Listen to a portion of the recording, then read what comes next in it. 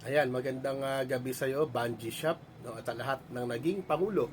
Ata si BBM lang ang walang binigay na increase sa increase, no. Siya pa naman ang inaasahan ng mga teacher na talagang maawa, no, sa teacher, hindi pala, no. Lahat ng presidente nangangako ng kaginhawahan, nangangako ng langit, nangangako ng napakagandang buhay, hindi lamang sa mga guro kundi sa buong mamamayan sa buong bansa, no. Pero lahat din po, no, pwede kong sabihin, ano, lahat din po ay nabibigo, no. So it's one thing na dapat nating matutunan, ano, wag nang umasa ng umasa ng umasa, ano po, no.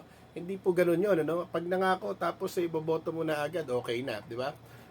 Take a look at this particular presidency po. When Bongbong Marcos was a senator po, no, in 2010 to 2016, ano, he was one of the senators, no, na consistently ay nagpapasa ng salary grade 15 for teacher 1. Ngayon presidente na siya, wala naman tayo narinig or utusan niya yung kongreso, no, na trabahuin ito, di ba?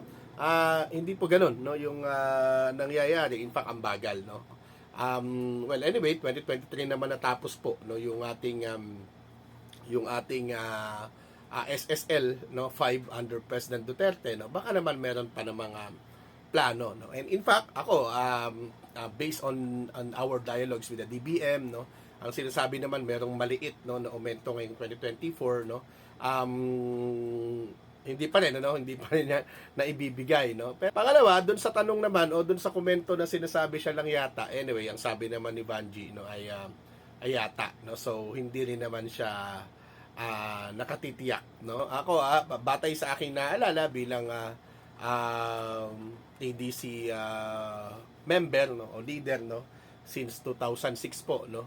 Nung umupo si President Arroyo noong 2001, ito po, no, meron po tayong wage freeze na tumagal hanggang 2007. Imagine Arroyo since 2001 to 2007.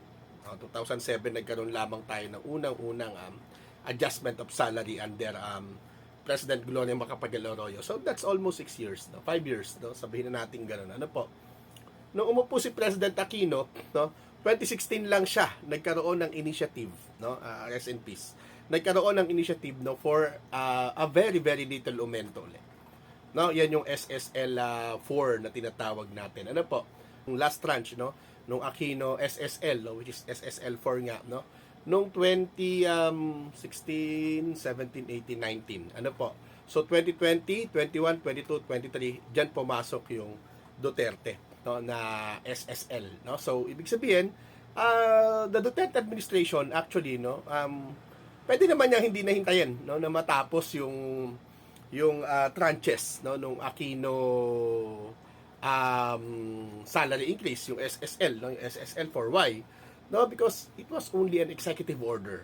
Hindi po yan ginawa ng Kongreso, no. Hindi po ganoon ang nangyari, no. So 20, 21, 22 hanggang 23 po yung tranches ng SSL 5 ni President Duterte, no. So anong gusto kong mensahe po dito, no? Kung ang magiging mindset nating mga guro ay nangako yung presidente, tutuparin niya yan, no. Yung marami sa atin fans pa, no, ng mga politiko, no. Hindi po ganoon yon, no. Ang makakapagpabilis, parate, lagi po naming sinasabi ito, ang makapagpapabilis, no, ng aumento sa sweldo ng mga guro, ang makapagpapabilis, no, ng pagbabago, no, dito sa pagtrato sa atin, ano, hindi lang sa atin, sa lahat po ng sektor sa lipunan, no. Ang pinakamabilis sa pagpapabago diyan po ay yung ating aktibong pakikilahok, no. Gaano ba tayo ka-ready na ipaglaban ang aumento na hinihingi natin? Gaano ba tayo kamulat, no, na ito dapat yung ibibigay sa atin ng gobyerno, no? Wala pong karapatan, no, na ibinibigay ng kusa.